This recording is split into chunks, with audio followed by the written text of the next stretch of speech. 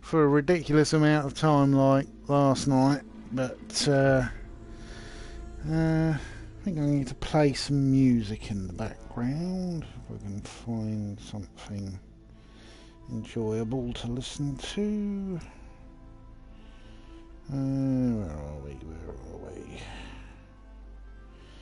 Have more on well, the video I did yesterday. I got a load of suit yourself apologists and hence the mention in the title.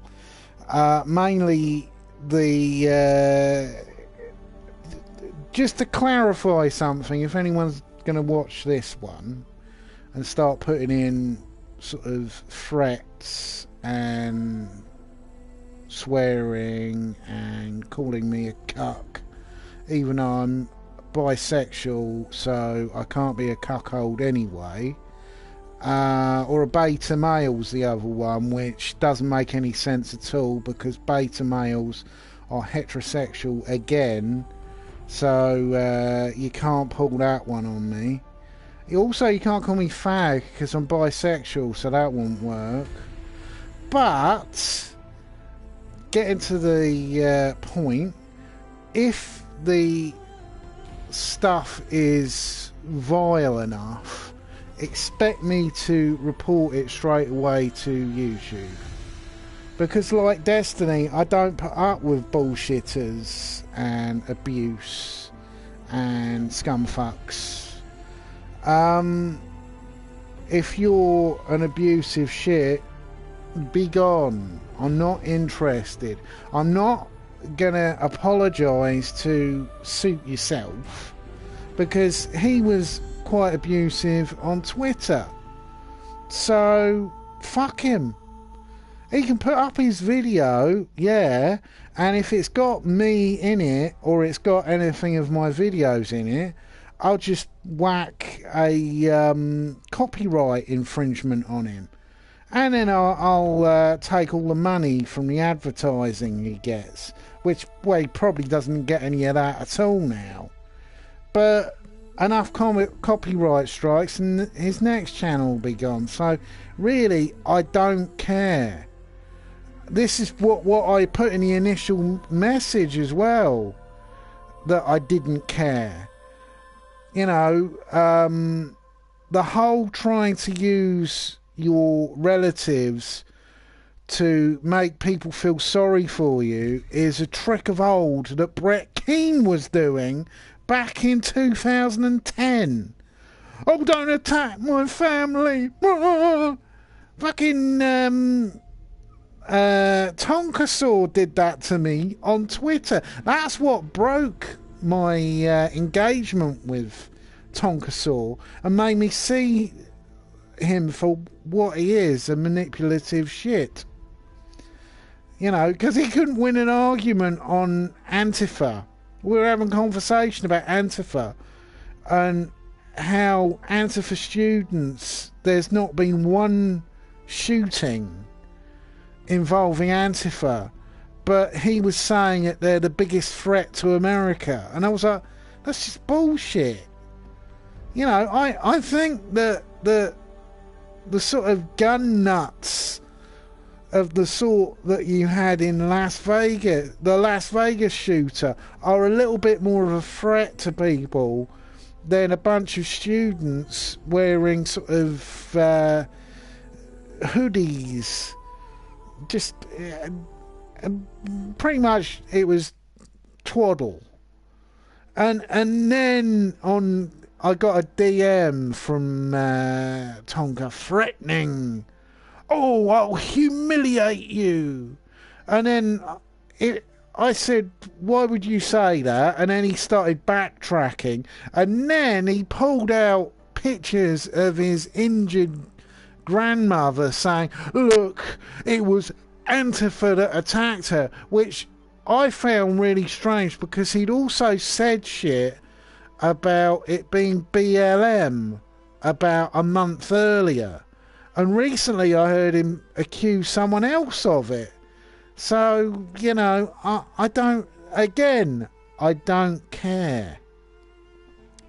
You know, unless you're going to be sort of slandering me, which you should really be careful, since Australia's actually in the United Kingdom sphere, being a part of the Commonwealth, and there are UK extradition. So if you're going to start slagging me off, I could always pull the UK law and say that's slander, which can actually be an imprisonable crime.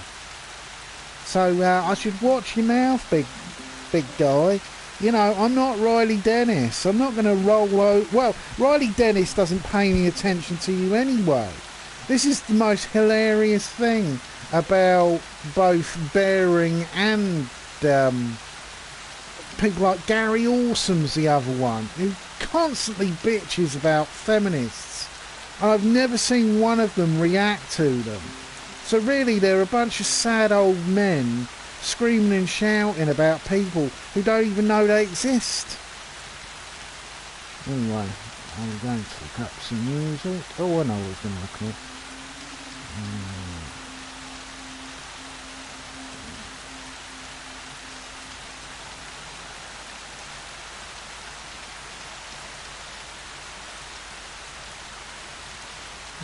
There we go, that's the one.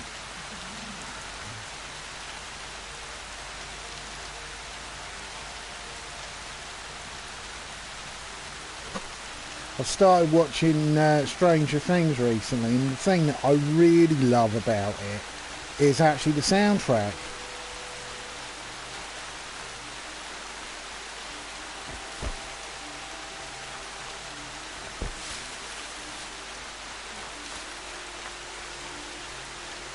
I've always been a fan of electronic music, mainly because some of the first albums I had were actually soundtrack albums from Giorgio Moroder and Wendy Carlos. The Tron album, I had that on vinyl. Unfortunately, I threw it away in the move. I wish I bloody kept it now.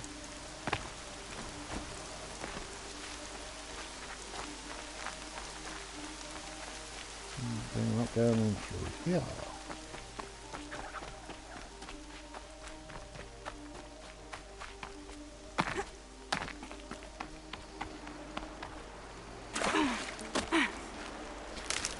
I quite like also the elements in Stranger Things that feel very much like John Carpenter. It's got it's got a very much a feel like the early Halloween films in a way, which I quite like. I'm not really digging this stuff where people keep saying it's like E.T. I disagree there. I suppose there's some elements of the little girl in it, but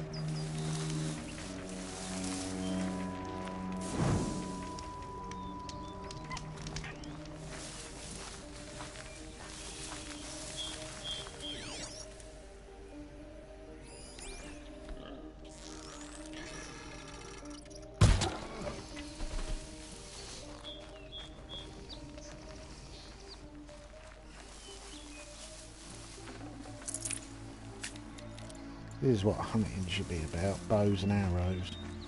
Stalking the prey.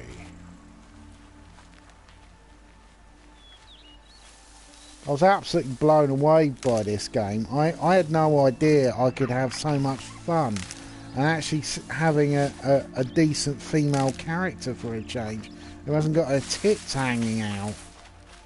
Also, there's the plot I like because it's very much about an outsider person being accepted by the group, which and becoming a hero because of it.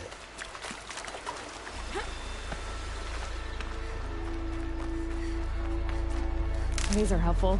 You know, even the levels early on in the game, because the first 2 hours, it's mostly sort of plot based, and there's missions where you're basically playing the younger version of the same character. But on the whole, it's a really sort of it's a well balanced game. You know, it's got lots of exploration, but and the learning curve isn't too sort of, you're not sort of fighting for your life early on, which and there's a real sort of emotional stuff. I didn't think you could find a very emotional plot, but oh my god, there's scenes in it that make you feel a bit weepy. Oh my god.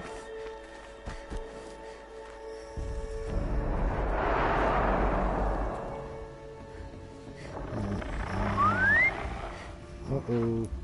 I'll do that.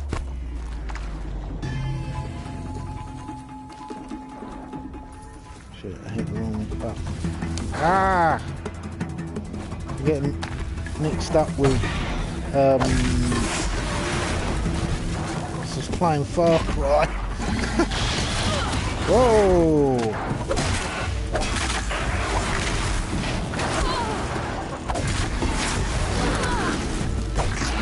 This, like Far Cry, is one where I'm definitely going to repeat play it, because it's really good. Especially the DLC. I was really surprised that the DLC story is actually even more sort of epic than the main game story. Ooh.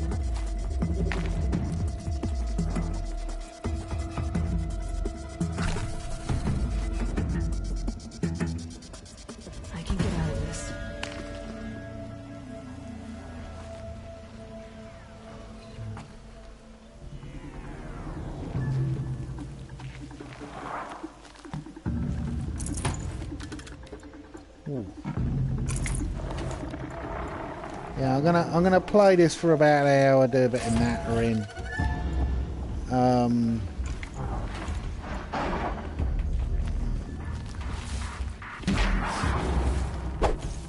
I had a conversation earlier, and it's amazing how easily triggered right-wingers are, particularly on Twitter. And some of the stupid things people say, and you ask them where they got their ideas from, and sometimes they say, "Oh, I can't remember." And I'm like, what? One bloke was saying earlier that the Labour Party in the UK are only interested in employing trans people because they want to normalise transvesticism. And I was like, you do realise that a transsexual isn't a transvestite. A transvestite is a man who has a fetish for wearing women's clothing. A transsexual is someone who is going through the medical process of changing their gender. I was just like, how do you not know this? It's understandable to not know about stuff maybe 20 years ago when is someone there wasn't the internet. Please. Where is he? Oh, help! Oh, he's inside. Please let me out. Get me out of here. Ah. Oh, Mother be praised. I thought I'd never be freed. What happened? A gang of outcasts, that's what. They burst in, stole my dream willow, and left me to die. A gang of outcasts? Yes, a gang. The door crashed open. I didn't stand a chance. They grabbed my dream willow and left me for dead. Why would outcasts steal your dream willow? Why? Because it's the most valuable herb I gather, of course. Miserable thieves. They took nothing else? No. Mark my words. They have struck a deal with outsiders. It's shards they're after, and they'll kill to get it. Which way did the outcasts go? Up the mountain, I think. You might catch them if you hurry. Whatever you do, don't let their shabby looks fool you. They'll kill you as soon as look at you. Oh, I need to catch my breath. Yeah, you could stop talking for a start. The outcasts must have left tracks. My focus should pick them up. Well, someone left here recently, and they were in a hurry.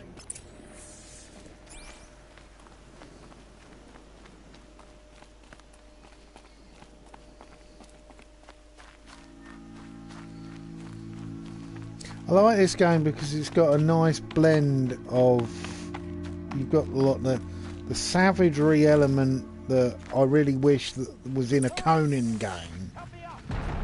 There's been lots of really terrible Conan games over the years. Going down fast. It's why I'm so looking forward to... I've got Conan Exiles on pre-order. And they're in trouble.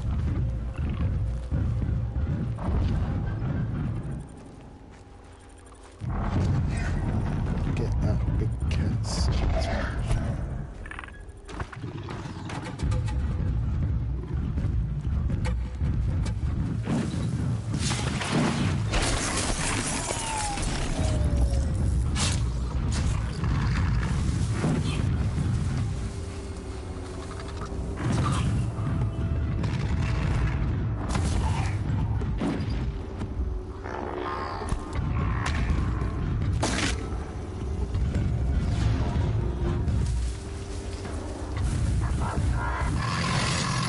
Haha! Gotcha! Oh, my bum! There you go, kitty. Go and hunt some of those pieces of shit.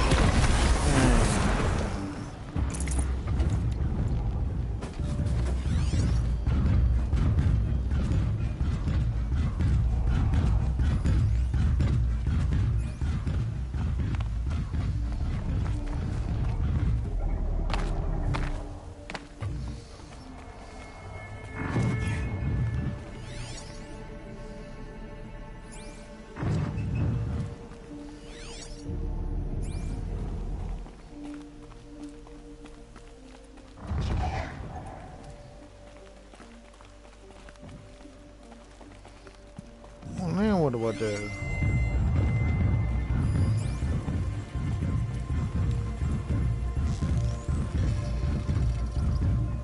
Finish it! Make this quick.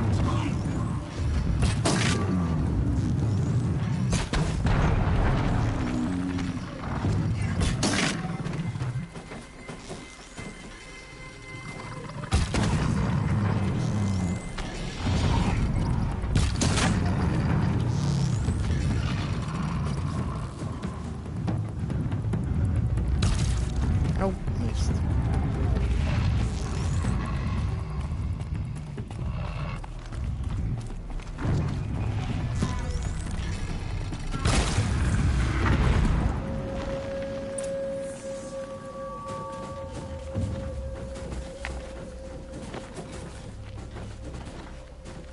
You have our thanks, if the gratitude of outcasts means anything to you. It does. You not only save us, but speak to us. The matriarchs cast me out at birth. The laws of the Nora don't mean much to me.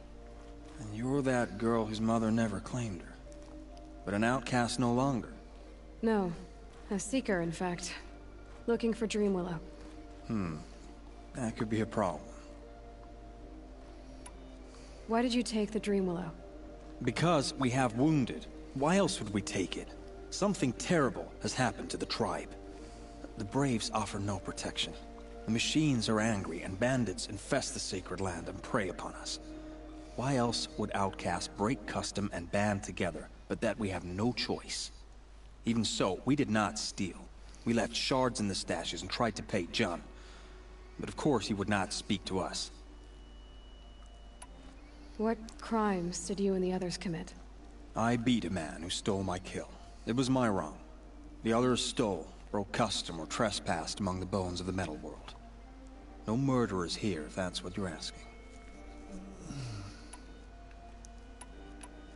Jun said you roughed him up.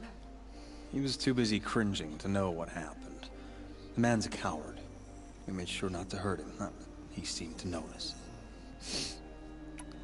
There are others who need Dream Willow. You can't have all of it. You asking or demanding? Talking. One person to another. I see.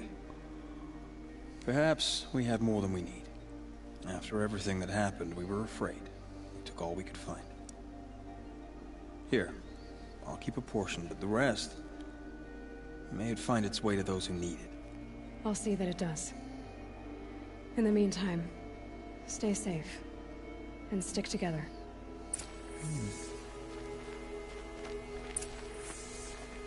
There you go. That's how you deal with a situation. That's the other thing I like about this game. Not all situations turn violent. You can sort of... It's almost like... oh, Christ, what was it called? Knights of the Old Republic, that you don't have to go for the violent option every single time. Which I really like. Easier when I was a kid. It's what I really like. Well, I liked it in Fallout Vegas, where you could do missions where you didn't have to kill everyone. But unfortunately, the most recent... Here's the Dream Willow. Take it to Fia and Mother's Rise. There are wounded Braves there who need it badly. I will. But what became of the outcasts? Did those wretches pay for their crimes? Ganging up together, speaking to each other, and to us. I hope you showed them no mercy. You don't know who I am, do you? Should I? I was raised as an outcast in the mountains above Mother's Heart. The motherless girl. If I'd known, I never would have spoken to you. Oh, nice.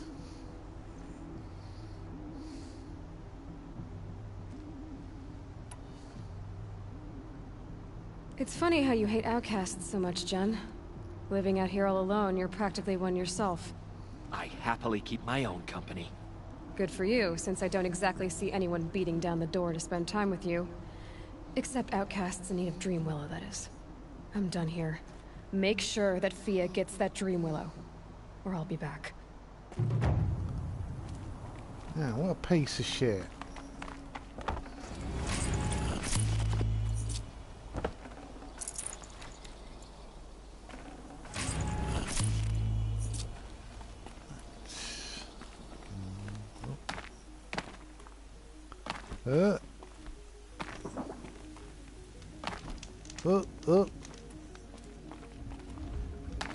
Oh.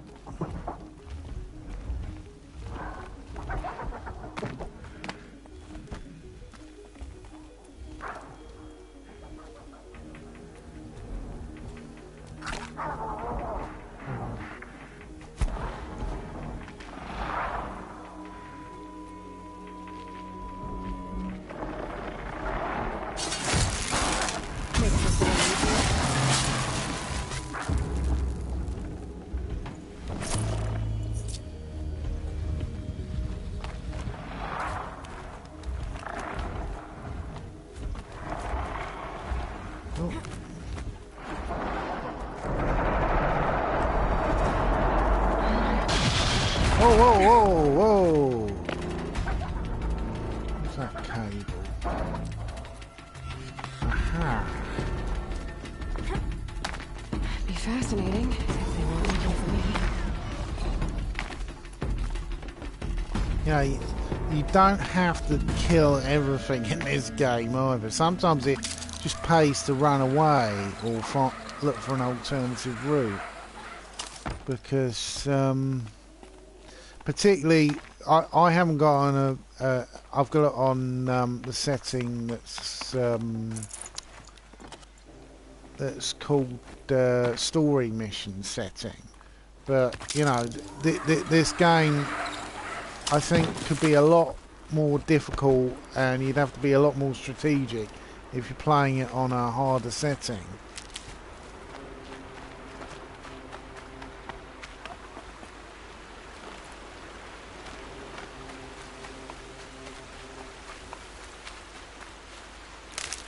Listened to some a quite good stream earlier with Data Lucan, who is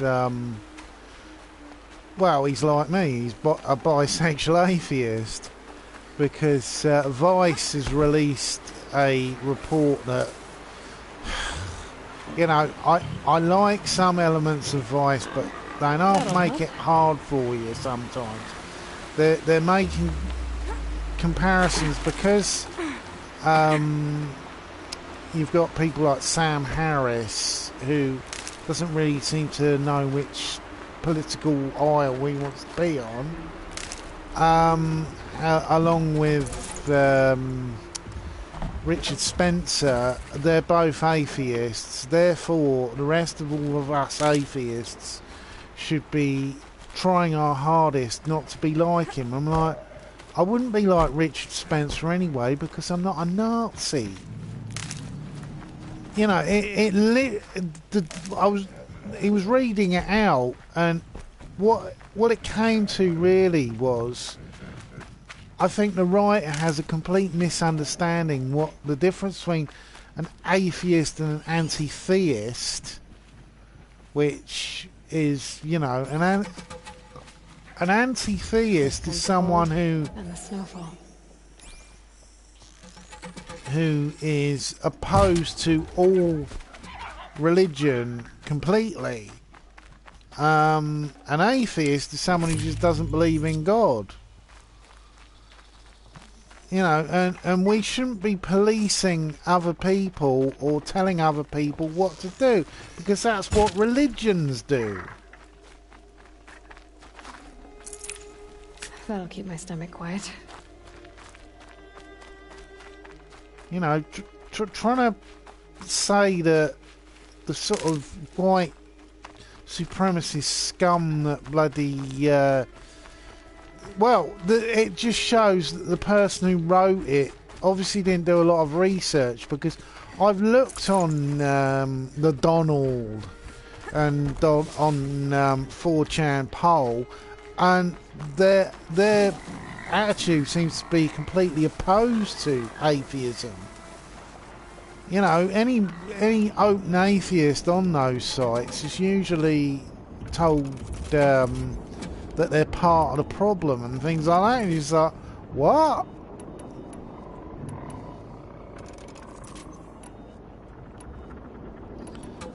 This is something that I wish was on that Far Cry game, high speed crafting.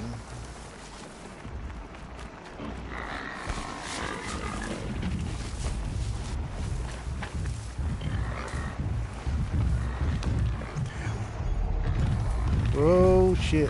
Oh shit.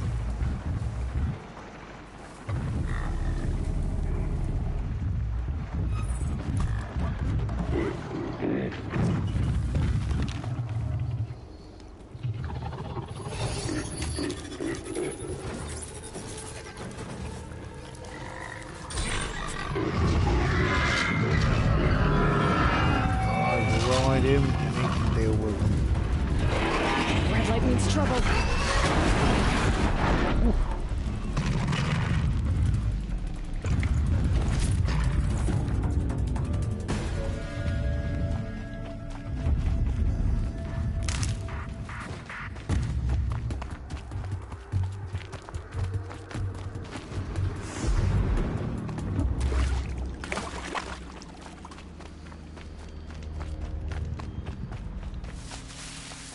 I like a game where you've got a lot to do as well. I keep fighting the because I was playing Far Cry. I keep fighting in my head to use a wingsuit to go over a long distance, but that's not this game.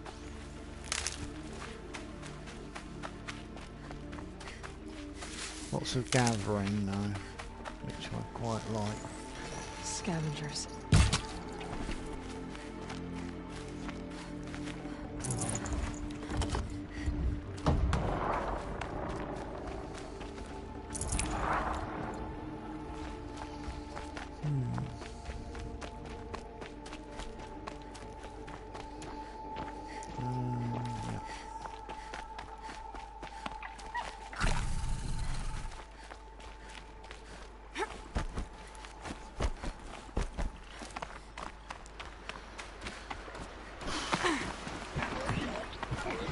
Yeah, I couldn't believe that someone actually thought a transsexual and a transvestite were the same thing. I thought, fucking hell. Useful. I couldn't tell whether they were talking about Monroe Bergman, or Berghoff, or whatever her name is, or Eddie Izzard, really, because I know Eddie Izzard has been a transvestite for years, and he's completely open about it. But I think they were talking about Monroe Berghoff, because she's the one who upset a lot of them, because she pointed out that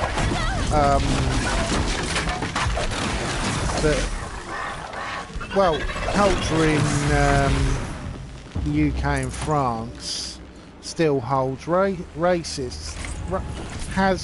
racism still in it, inherent in the system. And she was talking about that, and everyone got completely the wrong idea. And it wasn't really helped. I think her appearance on morning TV didn't help, because the way it was being worded, especially by a scumbag like Piers Morgan, didn't exactly make it seem like... It made it seem like she was being bigoted towards white people. I was like, well, no, if you actually listen to what she was saying, I think people were just being purposely ignorant and stupid about the facts. But what she was saying was that, you know, you still have a system where it's like there's been like a sort of, I'd say 60 to 70% shift, but there's still that 30% there. Oh shit.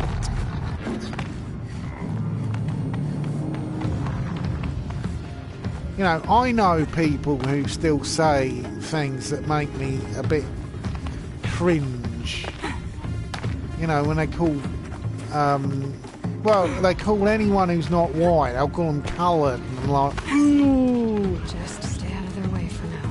You know, and you just like, oh. But fortunately, change, it's a slow process that, you know, you do get kickback. That's pretty much where all of these fucking white nationalist types, why they're acting the way they are, that's the process of kickback. But that's happened lots of times throughout history. You know, even anti-Semitism is on the rise again, and amazingly, these idiots have been blaming it on Muslim communities. I'm like, no, because Muslims, on the whole, don't really have control over vast areas of government. You know, the most anti-Semitism I've come across has mainly been from people like fucking JF Grapey or whatever his name is, where he's completely open about his anti-Semitism. You know, he says things that I'm like, oh my god.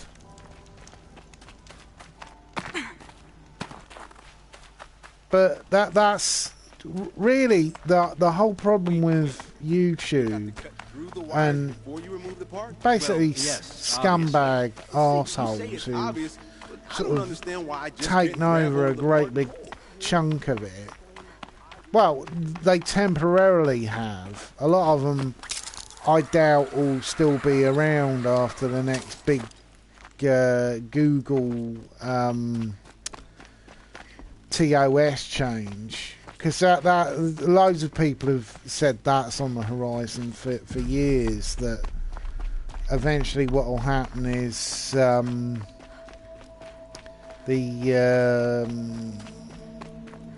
Google just lose its patience and loads of the right wing will be kicked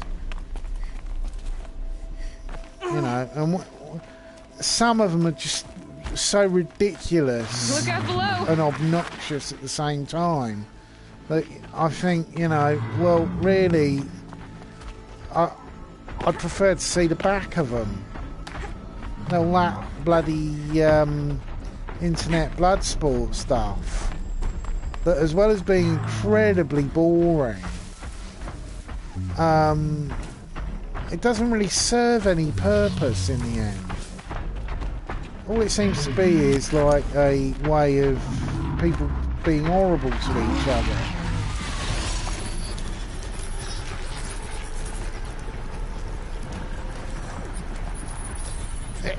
Gotcha.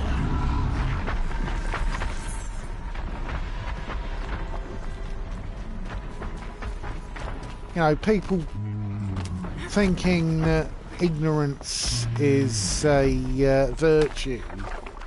I'm just like, I haven't got any time for these people. They're usually shit stupid. They're not just dumb stupid. They're so that they seem to get an actual thrill out of people thinking that they're complete idiots. Hardy little plant. You'll help. It reminds me actually a lot of football hooligans or soccer hooligans, because that's something that the UK had back in the 80s, in particular when I was a child. Football hooliganism and people like Tommy Robinson, who,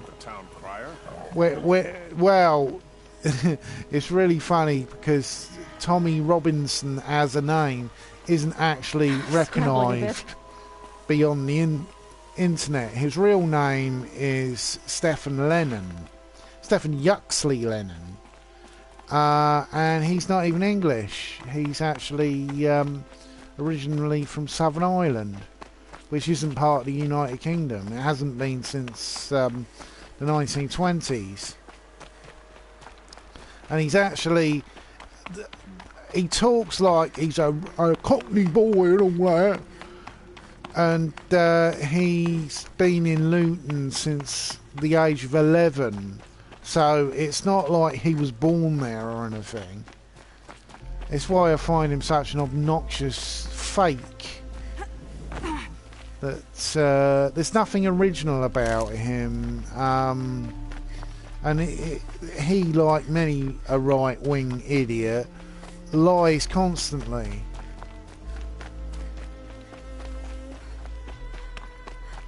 So I watched a stream with Lauren Southern, and she seemed to be openly sort of trying to change the subject all the time when they were talking about childhoods and where she grew up and all that. And you just like, well, why are you being so evasive about that? Remember how the blood pounded in your ears?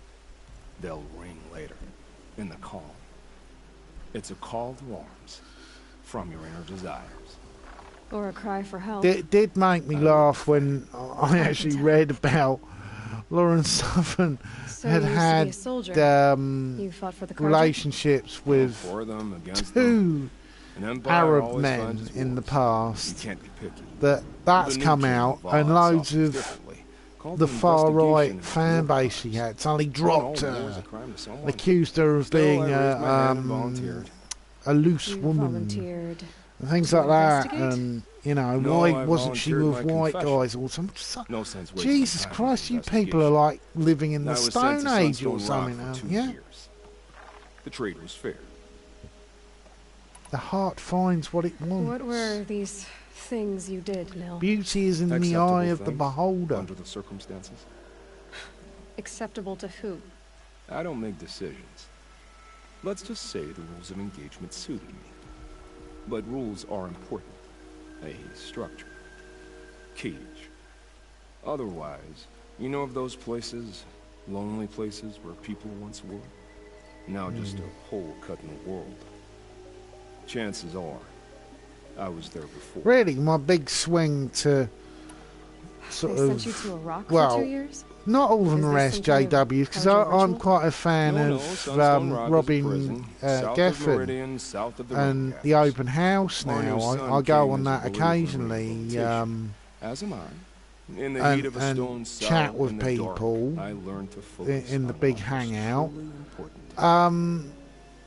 And he's not an Have you SJW. found a new partner He yet? is I more thought sort of we were centre I left. have my own roads to follow now.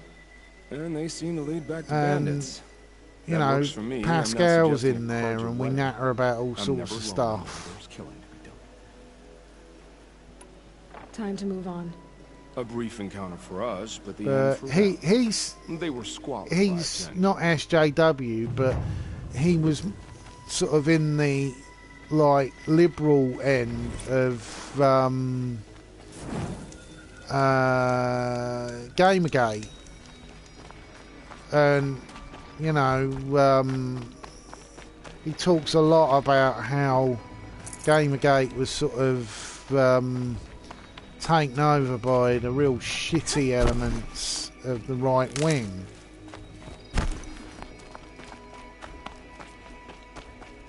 But it has actually been mentioned in Michael Wolff's book, The Fire and the Fury, about Trump and Bannon, that Bannon sort of hijacked Gamergate.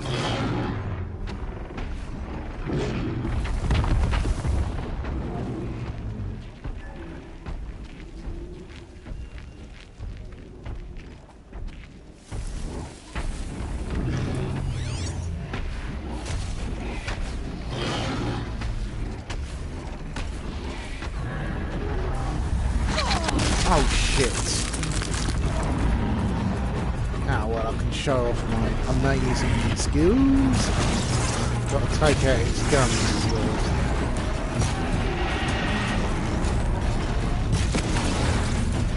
Change arrows to sound a bit destructive.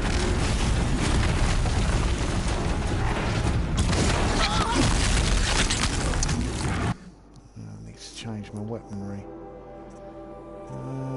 Weaponry. Right, what's that one for? And I'll change. Yeah, I'll go for.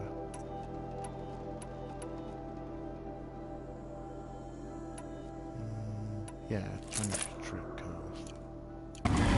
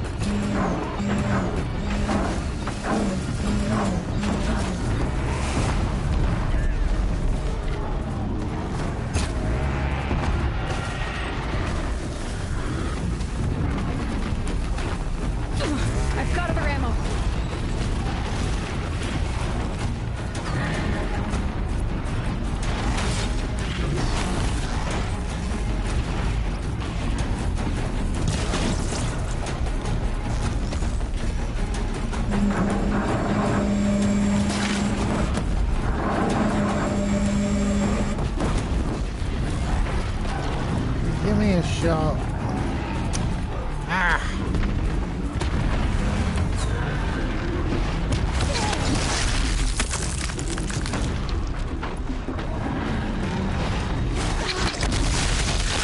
Ah. Swine.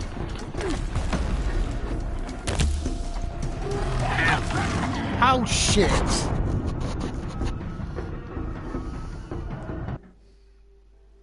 I'll just have to start that one again. See, if you can get close enough into them, you can use your... Well, you need to unlock the perk, but you can use your spear. It's got a control device on it, because these things are just machines. But some disaster happened, and the machines became sort of uncontrollable.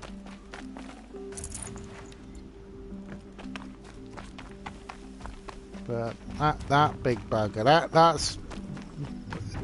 that, and there is a creature that's bigger, but they're completely harmless, and they're like a walking tower that you use for scouting whole regions, because the map isn't completely open when it begins, which I really like. It's a little bit like in the olden days you had things like battle fog, where areas wouldn't be accessible until you sort of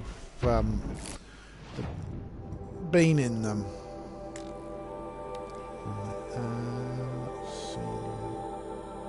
That's a rattler, bloody useless weapon that is. It's mainly only useful against humans. Oh, special items. What age? Oh, signal arrow.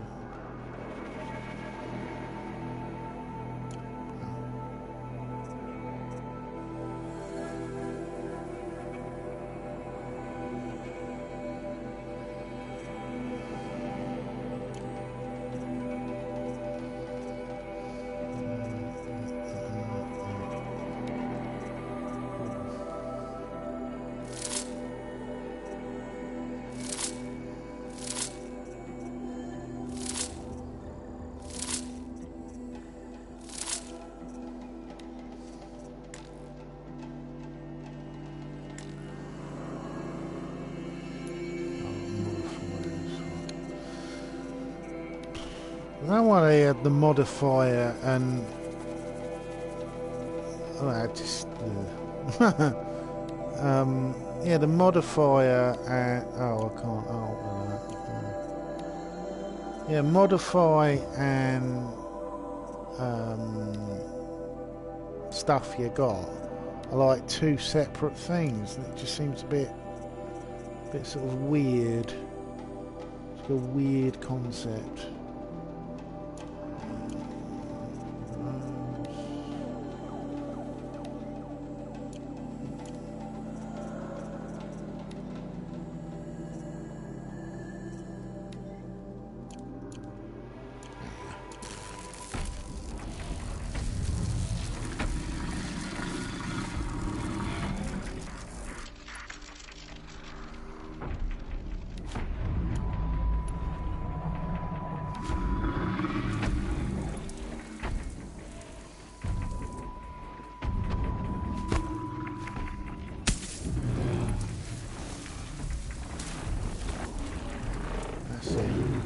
Look the wrong way and get close enough to bugger.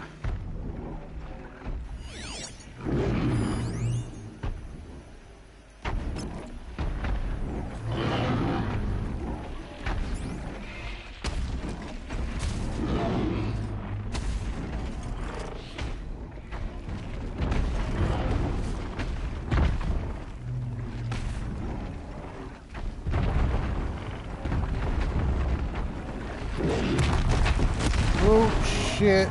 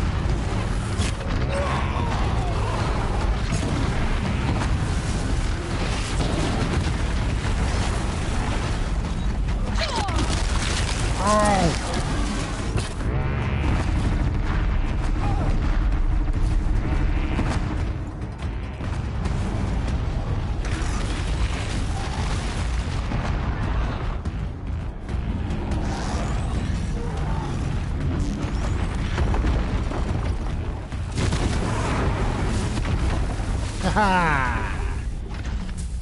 Got ya.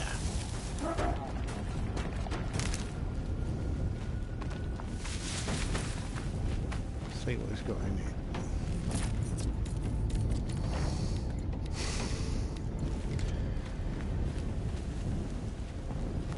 I wonder what that's actually based on. Is it like a T-Rex or something?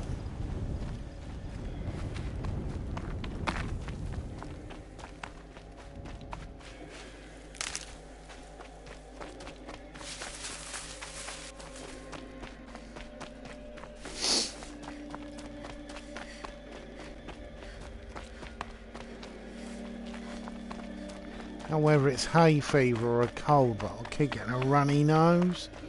What a pain in the arse, especially at work, because being asked questions and I really need to blow my nose, and I'm sort of sniffing, and it's just ugh.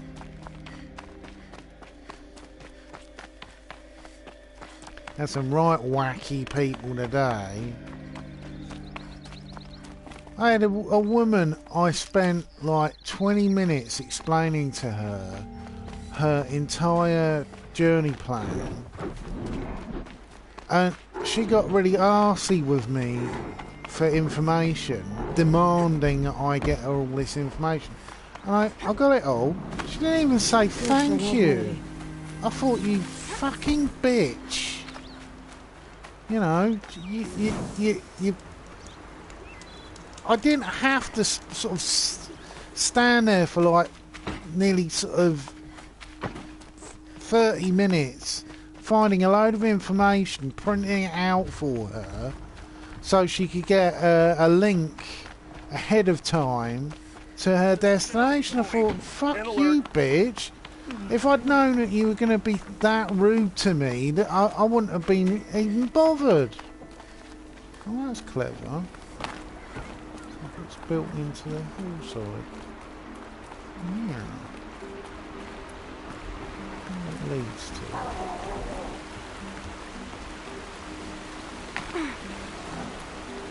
You know, I don't mind helping people, but the least they could do is thank me for it. You know, grow some fucking manners. It's like when you hold a door open for someone and they just walk through and there's no, you know, no thanks. Watch out for the Oseram merchants. They'll as soon cheat you as look at you. That's the one area of the whole feminism thing that I'm really, I find it a bit, ugh. This must be the Shrine of Kings. That Every Iman time told I me go about. near the statue. Because I've been told before by some feminists that you shouldn't hold doors open for people, stuff like that, because it's a form of sexism. How's it sexist to actually, you know, if I'm standing near a doorway and someone needs to pass through it, why wouldn't I hold that door open for someone? Isn't that just, that's just good manners? Sorry, I have no news that would interest you. Wish I could capture this moment. Still, some people are pretty weird.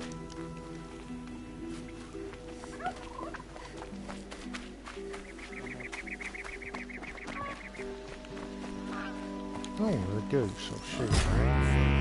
Oh, shit. Long arrow.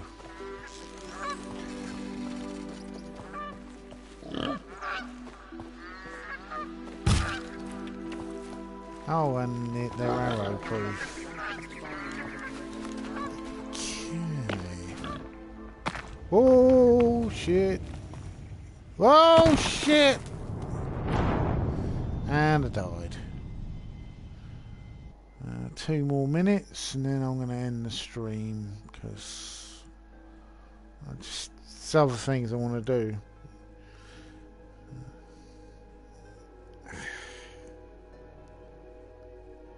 Another woman is rising in the I need to get this soundtrack on. I might even have a look on Amazon MP3 for it. That's a very good site. I wish Amazon would start their own version of YouTube.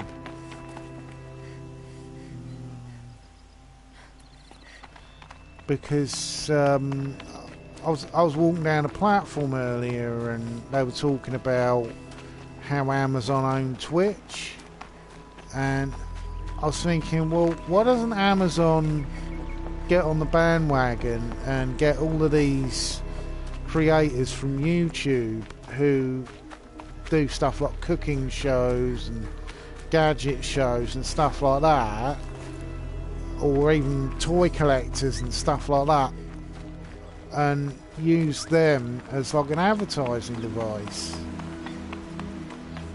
Because you're more likely to buy a product if you know that someone from the like general public has said it's an okay product.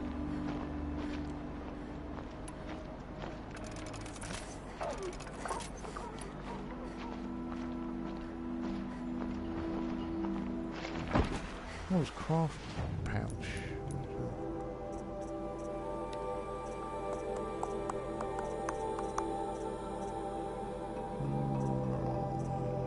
Weapon search.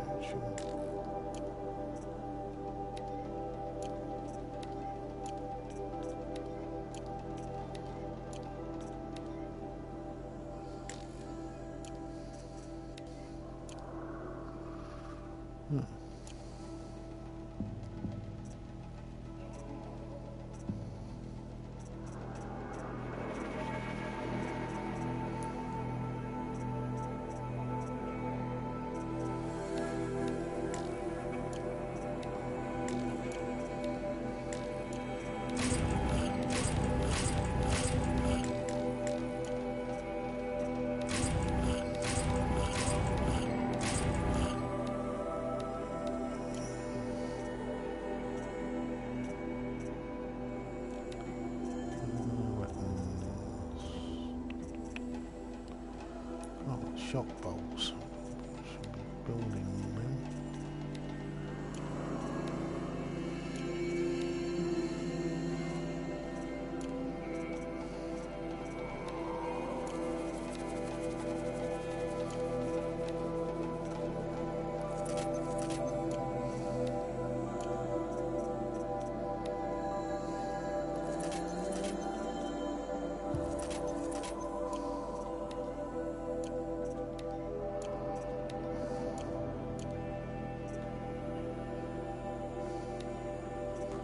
Now, one of the messages as well today that seemed really weird was someone saying, "Oh, you're that bloke who was retired from the Kumite." I didn't retire from the Kumite. I just stopped believing in Tonka's bullshit. So there's no retirement about it. I just realised that the bloke's full of shit. That, as well as compulsively lying about his appearance, he's a fucking bull artist. He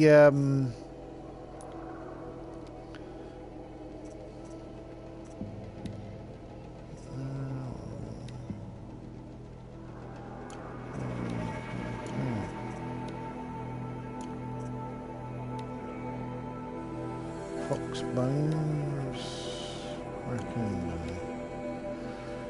skin, rat bone. I'm gonna get rat bones. Oh,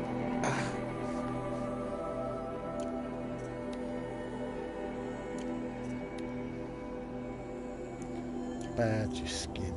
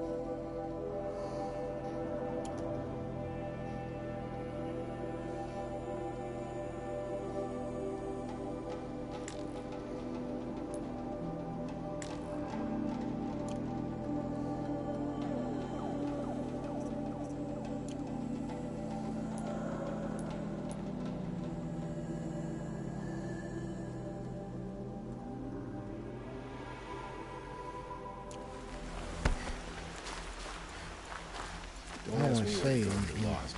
I'm a guard, not the town crier.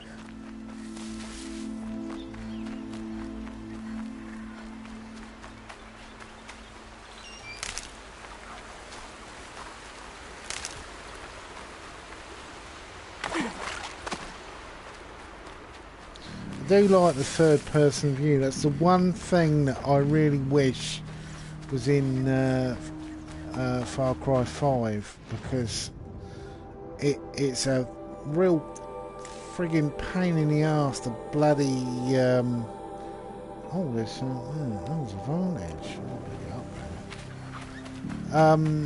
It's a real pain in the arse to turn cars and aeroplanes when they're parked.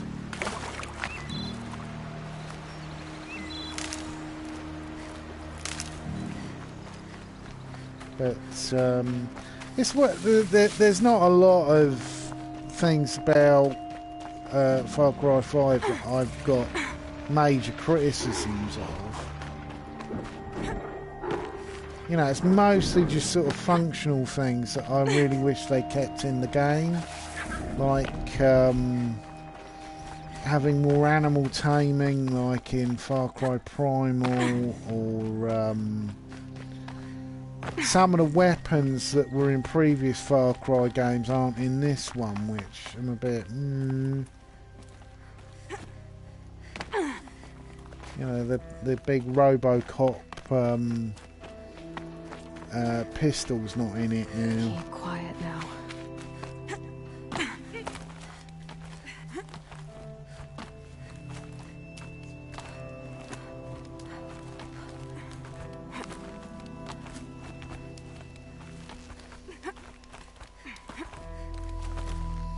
Which I actually miss. I like that gun. It's especially useful when you were moving around the map on Far Cry 4, because it's just as sort of powerful as... Oh, this is pretty. It shows you how the world used to be before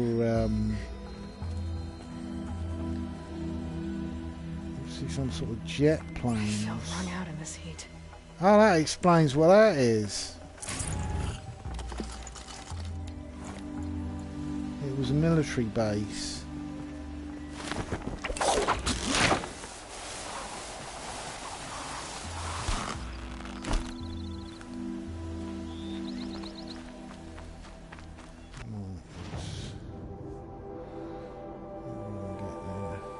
Miles away from it. Oh.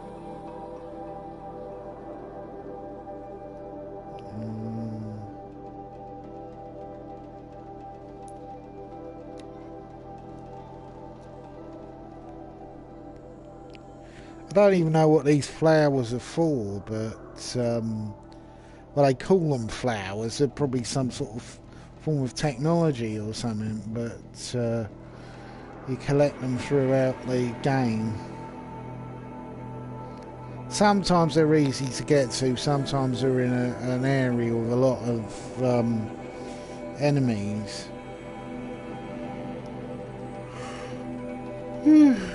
But much like Assassin's Creed, a lot of this game is running around looking for stuff. But it's such a... I actually find there's a lot to this game that reminds me a lot of the first Assassin's Creed game. In that, you know, you're doing a running, jumping, standing still, finding stuff. Oh, there's some gators. Or crocs, or whatever the hell they are. Got one.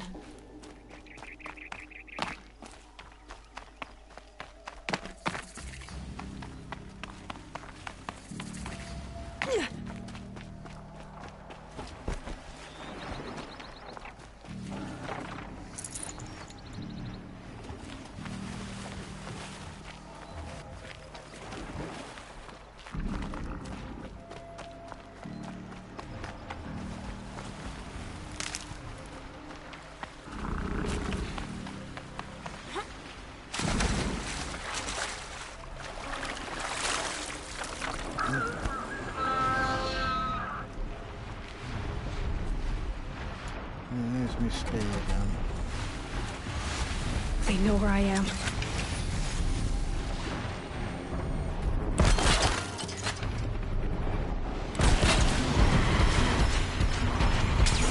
Back up.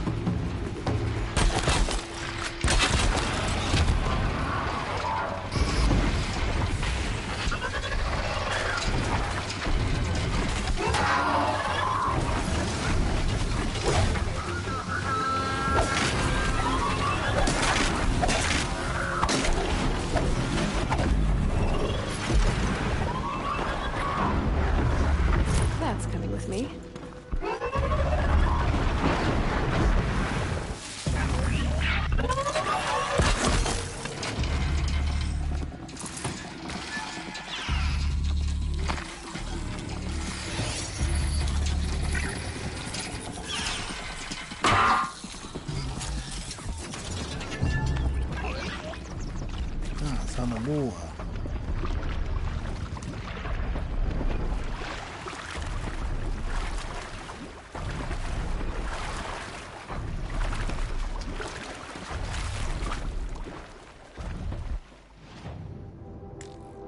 Oh, that's weird. I didn't get it.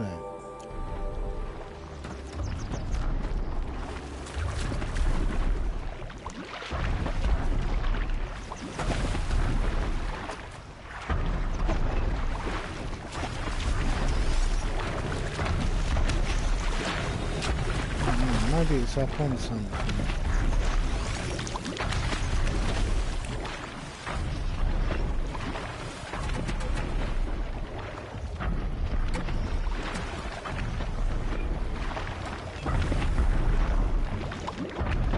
Aha! The old ones didn't leave these. They're new growth.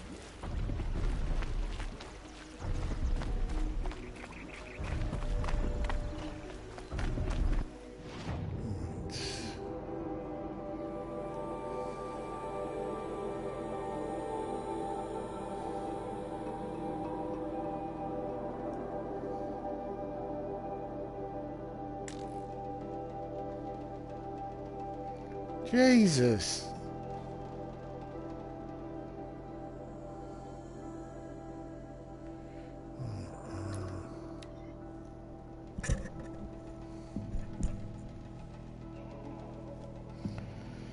Well, those 2 minutes were about 13 minutes ago. This game is ridiculously addictive. That's something I will warn anyone. If you're on a timetable, whatever you do, don't play this game, because the first time I played it for 8 hours straight, and I didn't even realise that 8 hours had gone by.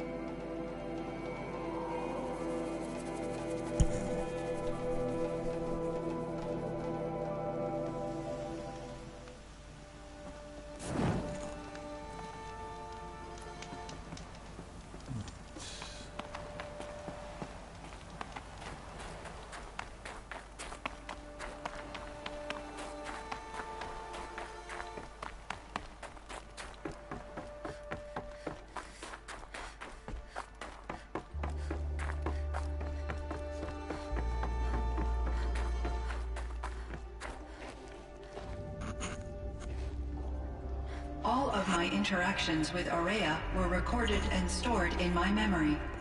I'd be happy to play any of them for you, but there was one in particular I thought you would want to see first.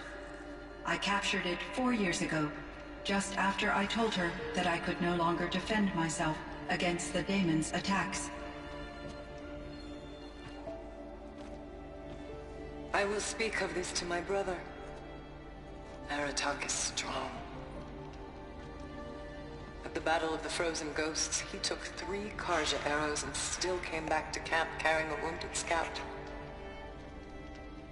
Never was I so happy to see him. Or so proud. So you see, if anything can be done to defend you, he will give it all he has. Aloy's here. That's enough for now.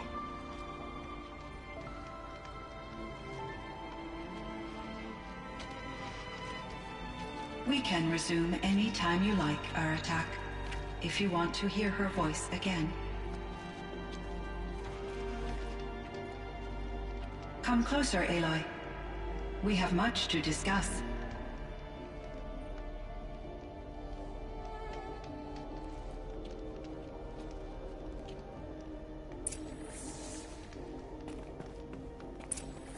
Hello, Aloy. I have been reviewing the events at the Firebreak main facility. Because of your efforts, and of course, Aurea's, I am no longer controlled by Hephaestus. I feel profound grief over Aurea's death. I thought I was familiar with the emotion, but this is something new. Cyan, I don't know what to say. It is unlikely that any specific consolation would suffice, Aloy. But I find your presence reassuring. You are different from the Banuk. You have technological aptitude and a functioning focus. We can communicate on a much more comprehensive level. Perhaps even like colleagues. So are you an artificial intelligence, Cyan? A thinking machine? Yes, I am an algorithmic monitoring entity, capable of rational decision-making and limited emotional response. Okay, that's a mouthful. But your emotions don't seem limited to me. You cared about Aurea, didn't you? Yes. Before she came to this facility, I had been conscious for centuries, in solitude. I focused on my work. In off-cycles, I used coping mechanisms. I solved many Gaussian integer problems. But I was alone. It was Aurea who renewed me, repaired me. She saved me. This Firebreak project, it was to stop a huge volcanic eruption? Yes. I can report the project was a success, and the risk was countered. But it's been a long time, Cyan. And we blew up the cauldron and took most of the old facility with it. I have been active for centuries, Aloy. I was lonely, but not lax in my duties. I optimized the project, reducing energy draw and spreading the load across backup systems. Despite the destruction of the compromised elements of the main facility, I predict caldera stability for at least another 3,337 years. So we've got a little time. Yes. If only my former colleagues could appreciate the progress I have made. Do you know what happened to your colleagues, Cyan? No. I received an unexpected visit from Director Chow, years after his tenure ended. He explained that I would need to be suspended for an indefinite period of time. It was a very emotional conversation. There were no further communications. Eventually, I surmised my colleagues were deceased. I will transmit a recording of my last interaction with Director Chow to your focus.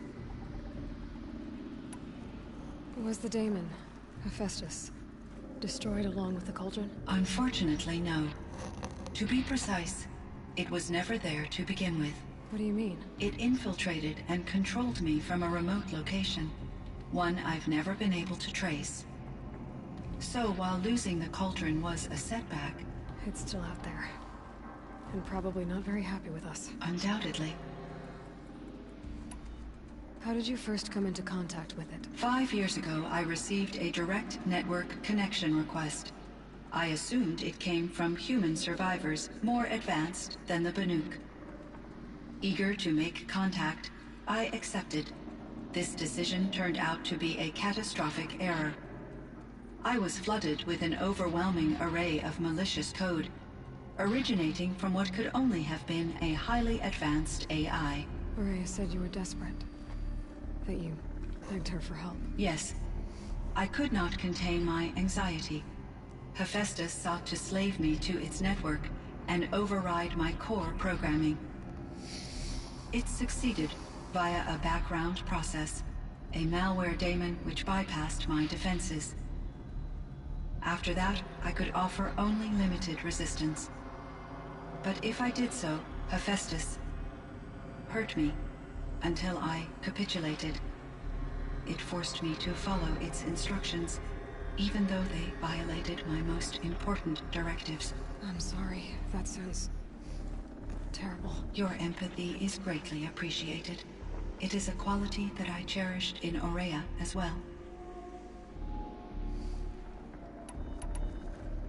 What do you think Hephaestus is exactly? A software entity of great complexity, far more advanced than I am. From the beginning, it has demonstrated a singular focus: the construction of machines designed to hunt and kill humans. My trace routes indicate that to accomplish this goal, it has attempted to take over the manufacturing centers you refer to as cauldrons. But its efforts have only been partially successful. Some it can penetrate. Others have robust countermeasures that frustrate its efforts. In me, however, it found an easier target. Not only could it break my defenses, I also controlled all of Firebreak's resources. Raw material, manufacturing to bootstrap more advanced tools, and unlimited geothermal energy. Enough to build its own cauldron. Yes. To construct hunter-killers without external limitations. And yet, it does have internal limitations. It wants to kill humans, but not to exterminate them. It is difficult to understand where it draws the line, and why. Difficult doesn't even begin to cover it. Even though I spent years as its unwilling servitor, its core programming remains a mystery to me.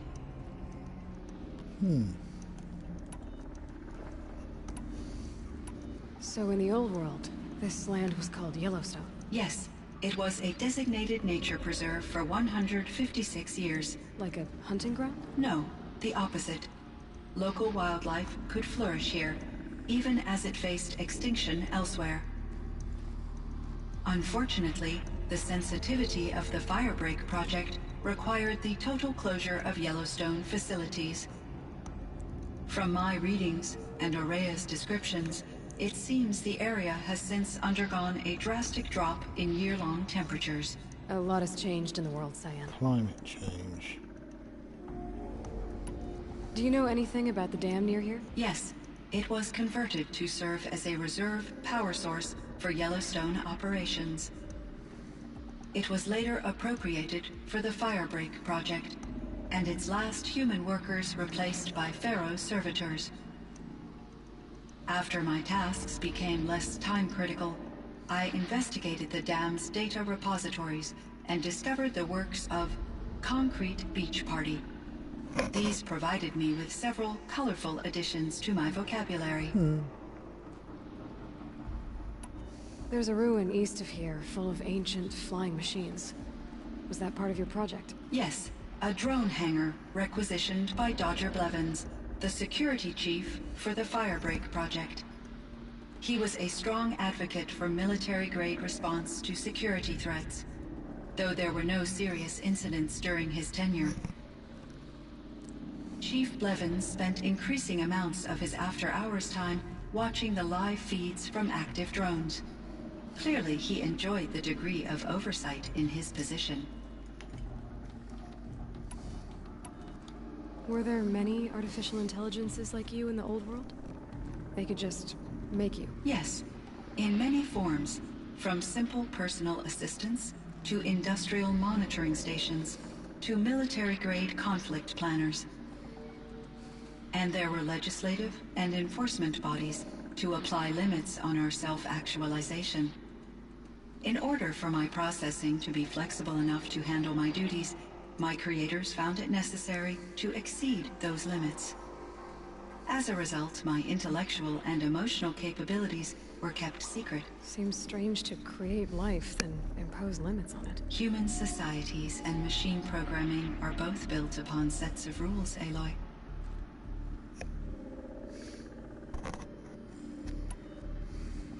Cyan, do you know the name Ted Farrow? Are you referring to Theodore Farrow, CEO of Farrow Automated Systems? That's him. Mr. Farrow was the benefactor of the entire Firebreak project. A benefactor? But he made machines. Robots. War robots. Correct. His corporation later transitioned into military applications. But before this pivot, Mr. Farrow spearheaded initiatives that reversed the global decline. At one point, he was feted in the media as the man who saved the planet. Guessing they wound up regretting that one.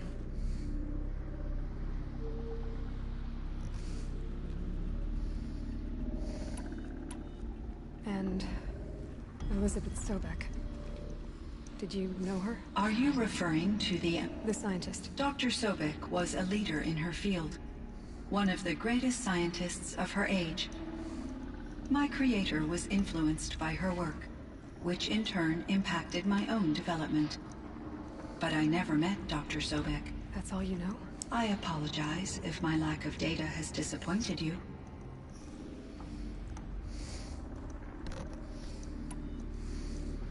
What was the old world like? The way it used to be? I had little exposure to the wider world, Aloy. Only what I learned from my colleagues or observed from media streams. You still had more exposure than me, Cyan. That is true. I was created at a turning point. A concerted effort to recover from global upheaval and incalculable loss of life. The recovery was successful, beginning an era of supposedly limitless potential for human and machine advancement.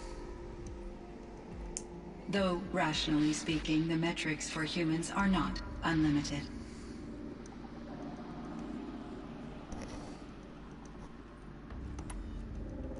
What kind of upheaval caused such loss of life? There were many factors. Forced migrations, food shortages, collapsed economies, refugee crises, conflict over resources. But these stemmed from one cause: catastrophic climate change that greatly reduced the habitable surface area of the Earth. So there wasn't enough room for people on the whole Earth? Yes. Billions were displaced and millions perished, as much as 20% of the global population. I thought it was a climate until change. the clawback. So things got better. For a little while at least. Yes. These crises instigated many advances in automation, green robot technologies, and artificial intelligence. Firebreak was one of dozens of ecological restoration and disaster relief projects in North America alone. I would have liked to compare notes with other monitoring AIs, but I saw the relief of my colleagues, and I was proud we had succeeded. At least that was the data I had available to me over the next 2 decades. It seems my assessment was premature. Oh. You meant a lot to Ourea. Once I understood Ourea's spiritual beliefs, it became apparent that her true desire was companionship.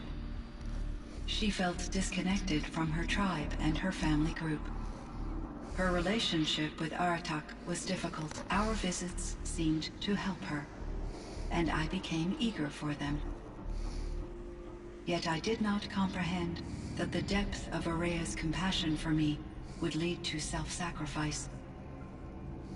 Although I do fear non-existence, I wish our roles could be reversed. I'm sure she knew you would do the same for her, Cyan. But she was determined.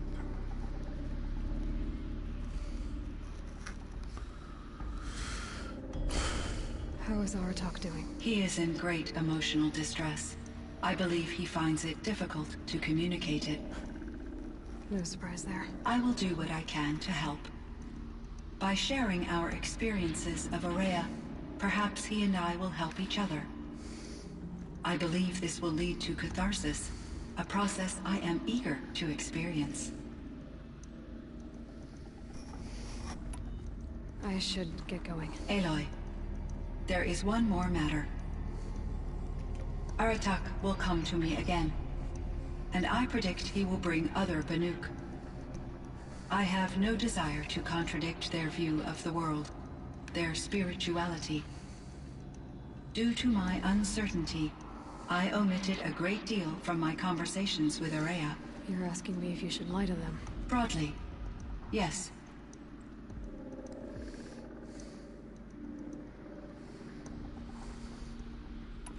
Life is hard for the Banuk. Their world is unforgiving in their beliefs. I guess they help to keep them going. So take it easy on them. Try to guide them, bring them around to understanding what you are. Communion with machines features heavily in the mysticism of the Banuk. I think they will be agreeable to this approach. As long as they don't end up worshipping you. Upon consideration, I believe such an experience would be intensely uncomfortable. It would. Because at heart, you want to be honest, right? I see. I will follow your advice. Will you return and tell me about your experiences in this new world? I may be able to provide further insight. I'd like that, Cyan. I'll come back when I can.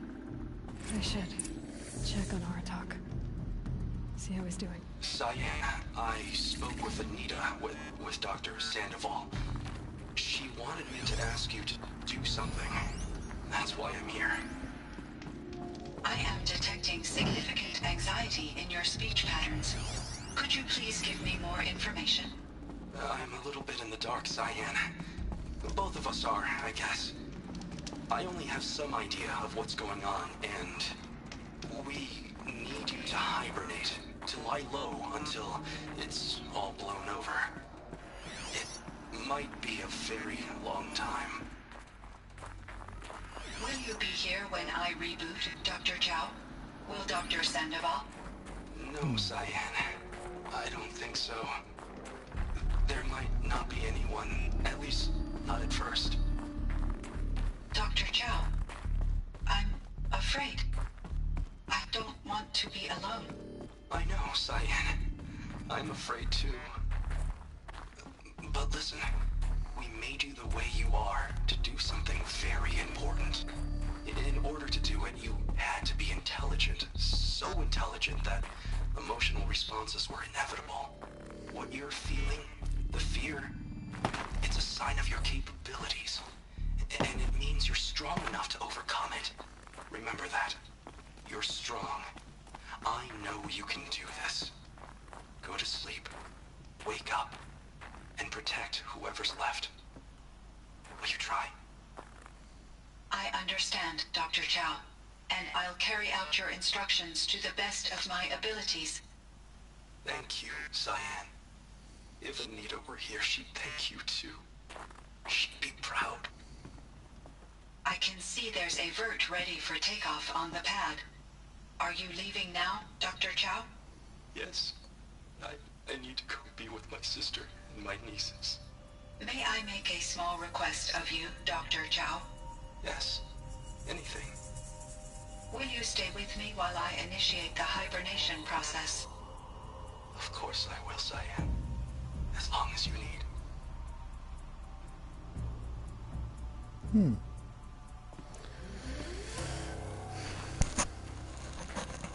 My chieftain. Just, Aloy. As you wish. I wondered if you thought that if I'd never come along, Aurea might still... If you'd never come along, I would have marched my kin to our deaths. Araya would be alone. And the spirit she sacrificed so much for would be lost. Either way, I would not have been able to protect her.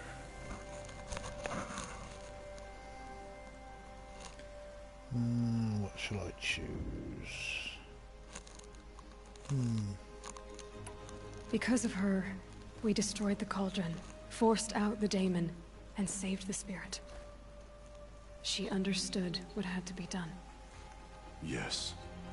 And I failed to listen. You didn't fail. A shaman should always have the ear of their chieftain. Yet I turned her away, my own sister. I was foolish, but she knew better. Though I grieve for her passing, at last I truly know who she was, and why the spirit was so important. For so long she told me, if only you could have heard it, brother. Now I understand. There's something else, isn't there? I can't stay here, Aratak. And where I'm going, the Warak can't follow. Besides, it already had a chieftain before me. A strong one, I think. A wiser one, for the path we shared. The daemon is gone, but there's much to be done. You mean the new units that Cyan said escaped the cauldron? Yes, fire claws. Now Tuk has been tracking them from Song's Edge. I could help with those. I have no doubt. You're practically Banuk.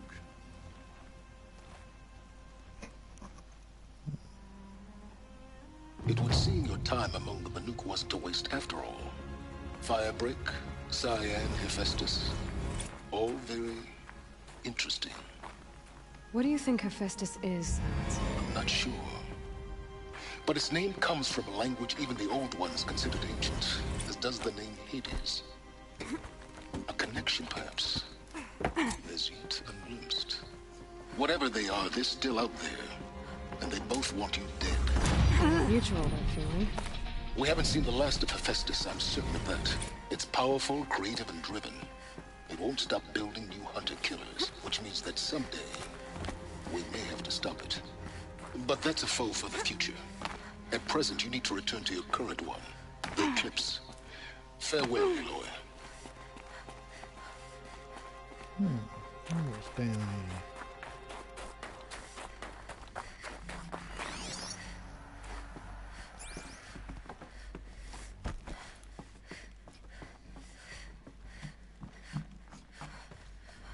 Whoa! Shit! Bugger.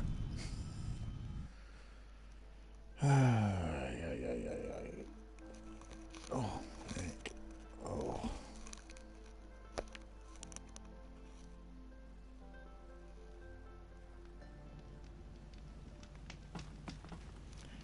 Well, I'm going to save the game here because I want to go to bed because it's 1:30 in the morning.